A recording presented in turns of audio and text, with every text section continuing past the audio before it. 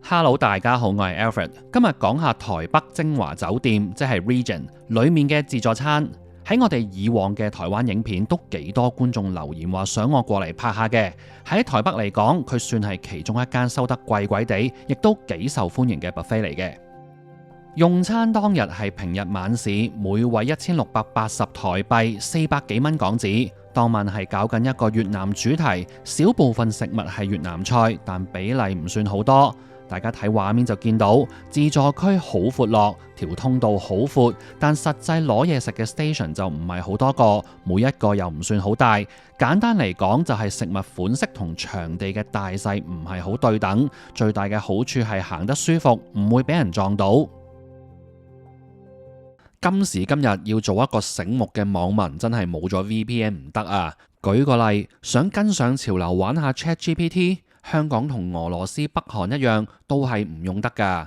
想用就要翻牆，虛擬咁樣衝出香港。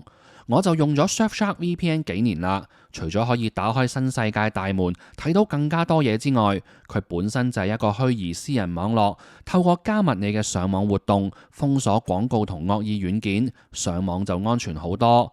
同一個賬號可以喺無限部裝置使用，除咗手機同電腦，好多作業系統都兼容。無論係香港居家日常，定係去旅行要連酒店 WiFi， 又或者移咗民想睇翻啲香港訂閱咗嘅內容， Surfshark VPN 都幫到手。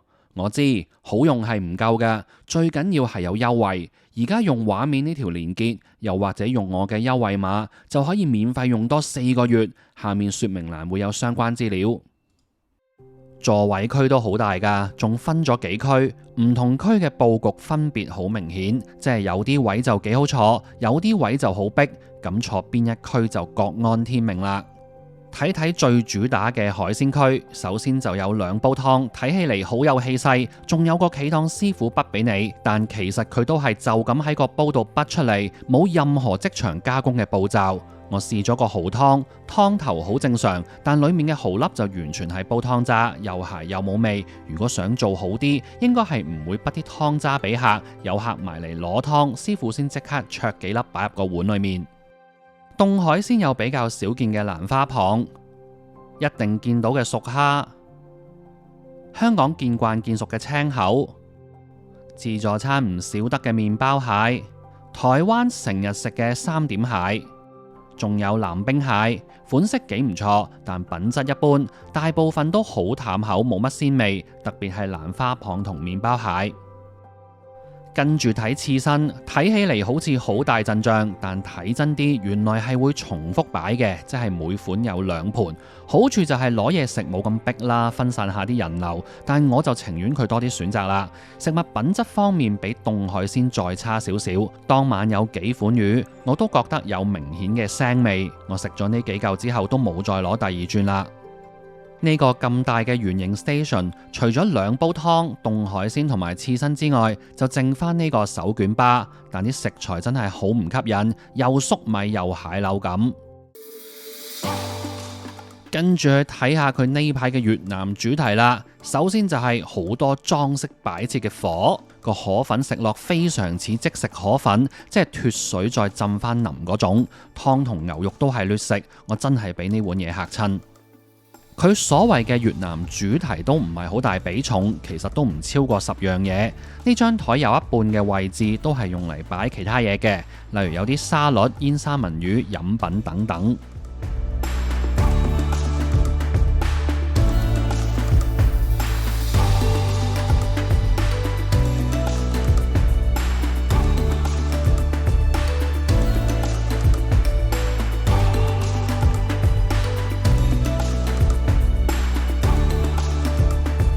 飲品我覺得係呢間酒店相對做得好啲嘅地方嚟嘅，除咗啱啱睇到嘅各式凍飲之外，另一邊仲有樽裝汽水同埋幾部咖啡機。當晚我飲嘢飲得好開心。跟住睇睇熱分，帶大家由頭到尾行一次先。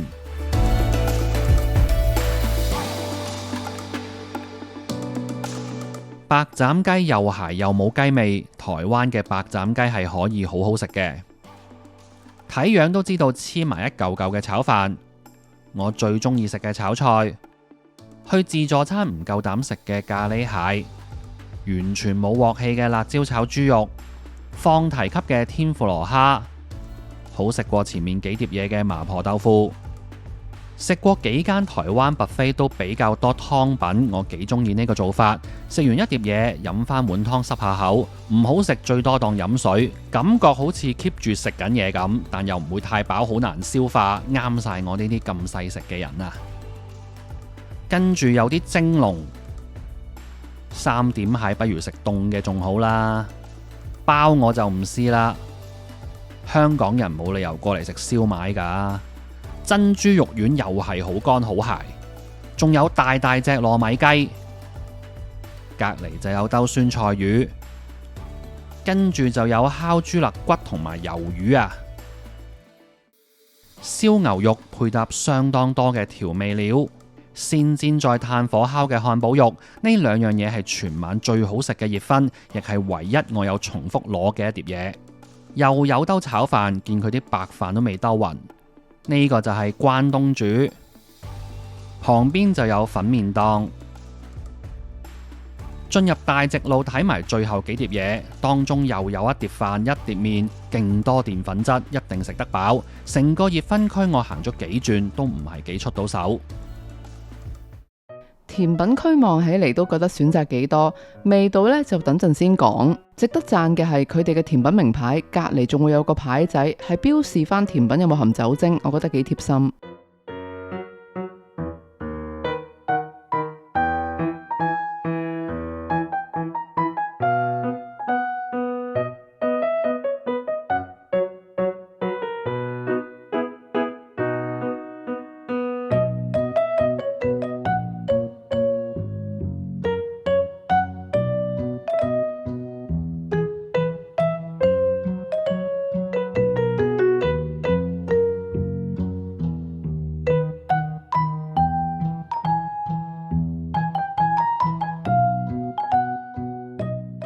呢個檸檬開心果蛋糕，當我諗住揾支叉篤嚟食嘅時候，發現點篤都篤唔入，真係嚇咗一跳。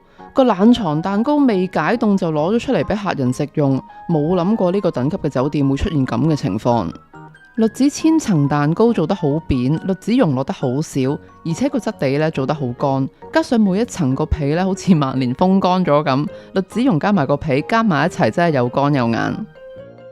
紅醋栗檸檬泡芙，泡芙外層唔會淋晒，裏面擠咗好多檸檬吉士醬。佢講嘅紅醋栗其實係擠咗少少果醬喺面，存在感唔高，味道配搭中規中矩，但係算係今晚最正常噶啦。藍莓芝士蛋糕，芝士層有明顯顆粒感，直頭可以食到一粒粒糖啊！糖未融化之餘，芝士醬又冇過篩，口感好粗糙。佢個提拉米蘇係用杯嚟裝，照計係唔需要考慮凝固呢一方面，但係佢嘅配方呢，選擇用忌廉打法嚟配搭，所以質地比較重，食起嚟比較膩。mascarpone 比例少，芝士味淡薄。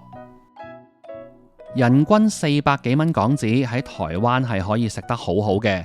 今日呢間名牌酒店多年嚟又薄有名氣，食物款式同品質竟然咁弱，有啲超出我預期。